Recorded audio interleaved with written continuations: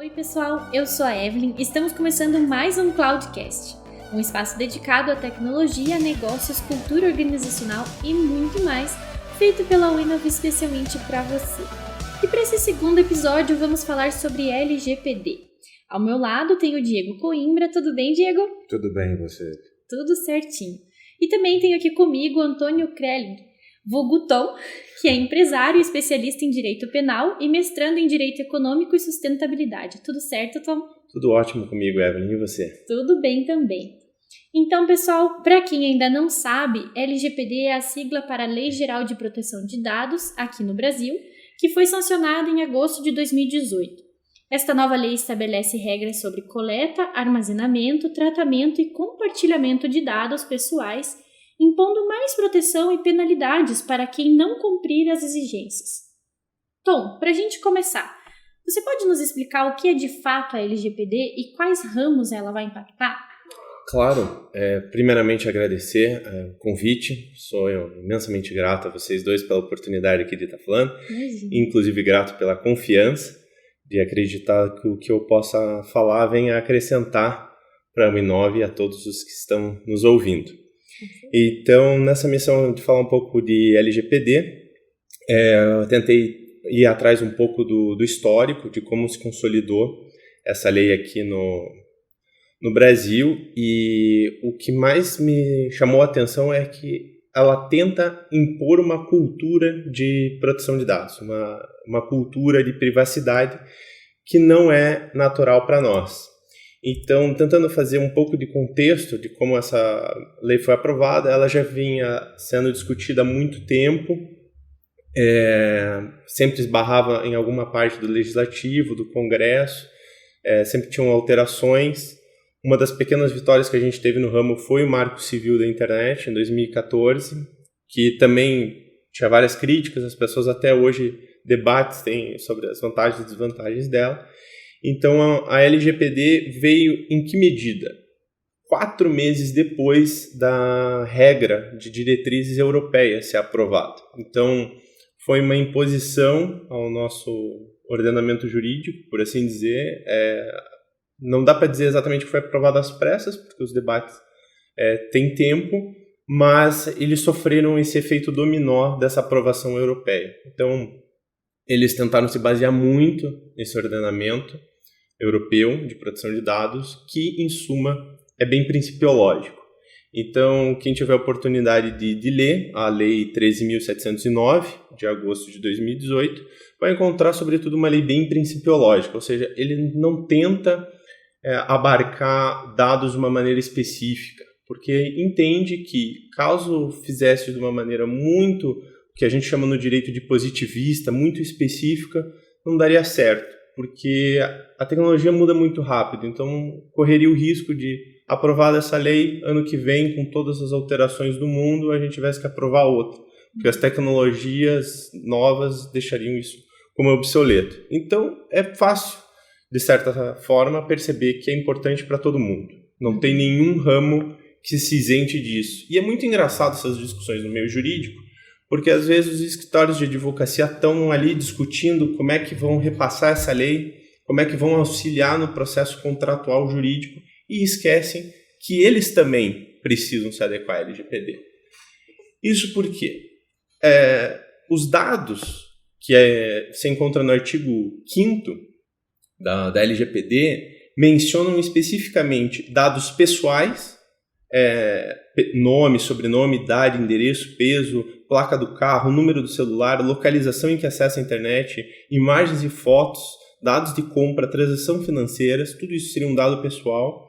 E também tem a oportunidade de ter ali na sequência os dados de dado pessoal sensível, que aí seria uma coisa mais intrínseca do ser humano, algo que pudesse colocar ela em uma situação desconfortável, vexatória, que poderia expor, digamos assim, a pessoa num nível mais crítico perante a sociedade. E daí contempla a origem racial, convicção religiosa, opinião política, associação a sindicatos, dados pessoais referentes à saúde, vida sexual, dados genéticos ou biométricos, tudo isso também está englobado.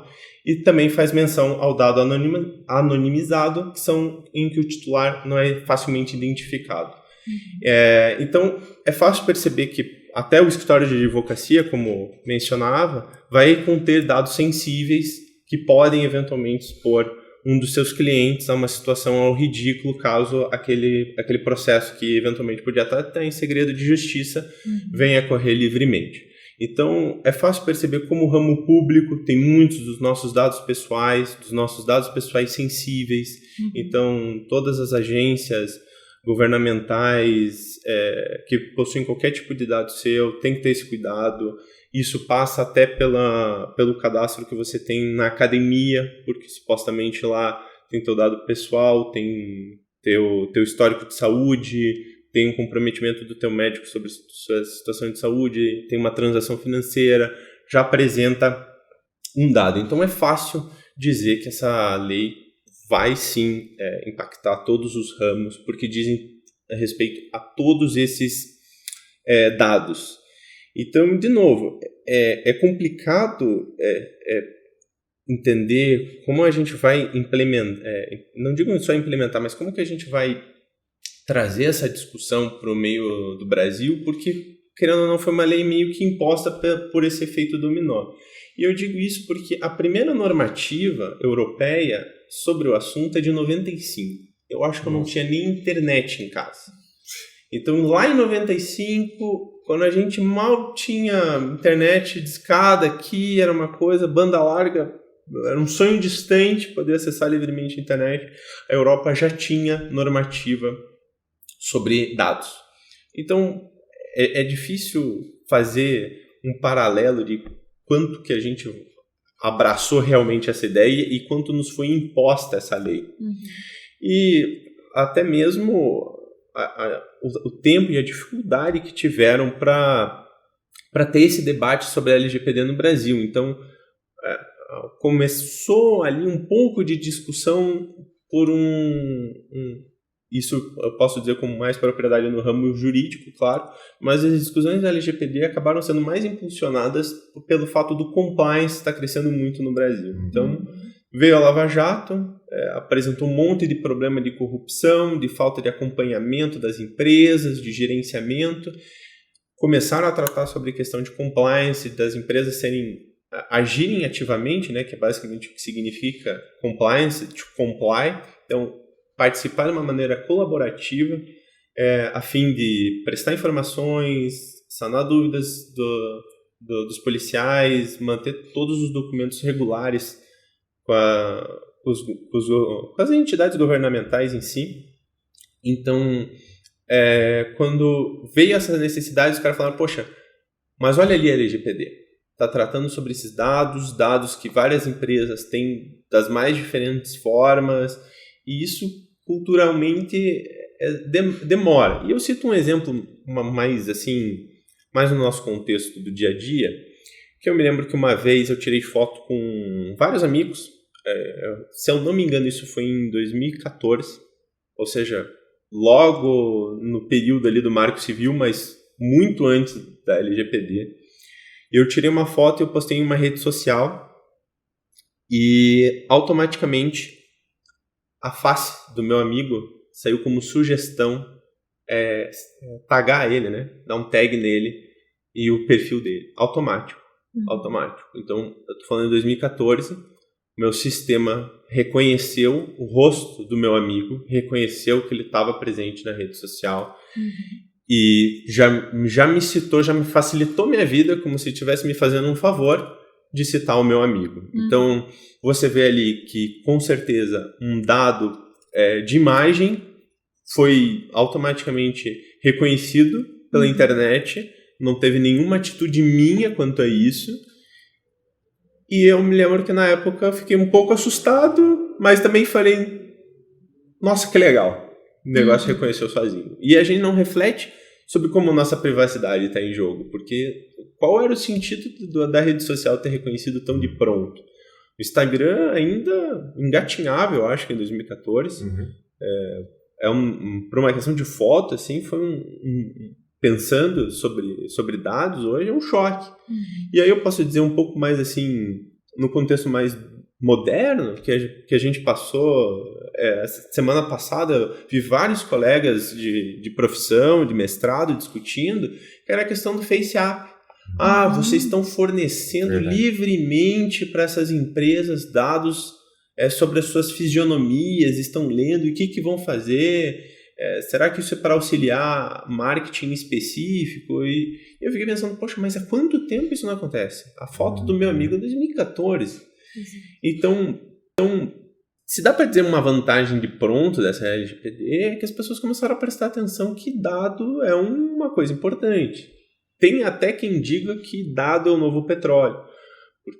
Mas a gente aqui lida com isso, né? Claro, o tempo inteiro. A gente vê a importância dos dados das empresas de core negócio, cara, que se ela não estiver bem protegida, né? Falando na questão de uma infraestrutura, um sistema de backup, se a empresa não estiver muito bem protegida, ela perde, seja por um sequestro digital, seja por uma fraude interna, acaba a empresa. Exatamente. E, de novo, remetendo ao escritório de advocacia, eles não precisam estar de má fé, mas se eles forem alvo de um ataque cibernético e que não estiverem devidamente protegidos, ou seja, não tomaram todas as atitudes dentro da LGPD para proteger o seu conteúdo cibernético, eles estão sendo, sim, irresponsáveis, em todos os responsáveis pelo dano e irresponsáveis pela falta de medida. Então, a gente do direito acaba sendo meio narcisista, achando que os diálogos ficam só dentro do direito.